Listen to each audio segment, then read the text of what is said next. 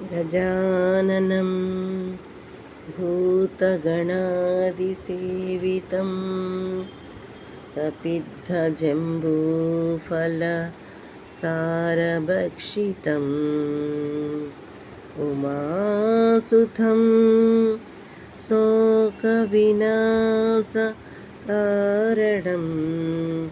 नमामि విఘ్నేశ్వరపాదపంకజం. గజముఖుడు భూతగణములచే సేవించబడేవాడు. వెలగ రేగు పండ్ల గుజ్జును భక్షించువాడు. పార్వతీపుత్రుడు దుఃఖమును నశింపచేయుటకు కారణమైన వాడైన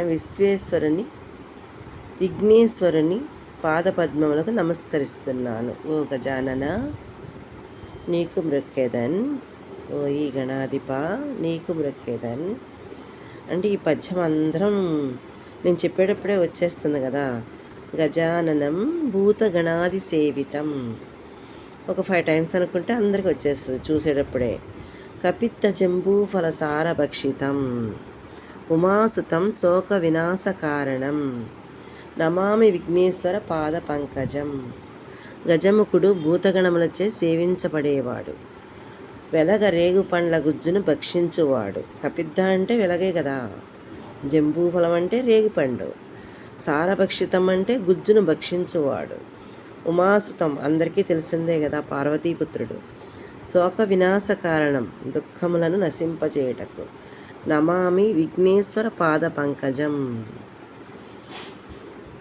కారణమైన వాడు అయిన విఘ్నేశ్వరుని పాదపద్మములకు నమస్కరిస్తున్నాను. ఓ గజానన, ఈ పద్యం అందరికీ నేను చెప్పేటప్పుడే వచ్చేస్తుంది. టీచర్ గాను కదా, మొత్తం ఇప్పటికే 2 లైన్లు వచ్చేసినాయి మిస్ గారు అని చెప్పేస్తారు కదా మీరందరూ. గజాననం భూతగణాది సేవితం కపిద్ధ జంబూఫల సారభక్షితం ఉమాసుతం శోక వినాశ కారణం నమామి విఘ్నేశ్వర పాద పంకజం. మీరు రాసుకునే వాళ్ళు రాసుకోవచ్చు. చాలా చక్కగా నిదానంగా తీశాను కదా. గజాననం భూతగణాది సేవితం నేను చెప్పేటప్పుడు రాసేసుకోవచ్చు. కపిద్ధ జంబూ ఫలసార భక్షితం ఉమాసుతం శోక వినాశ కారణం నమామి విఘ్నేశ్వర పాద పంకజం. గజముఖుడు భూతగణములచే